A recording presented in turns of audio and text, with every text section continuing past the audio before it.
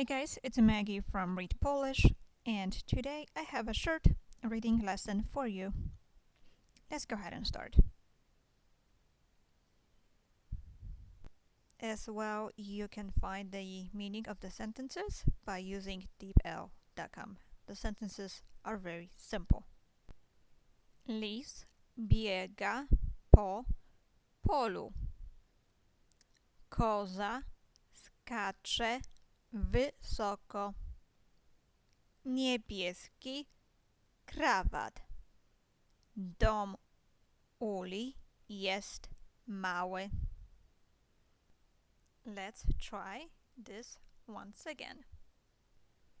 Lis biega po polu.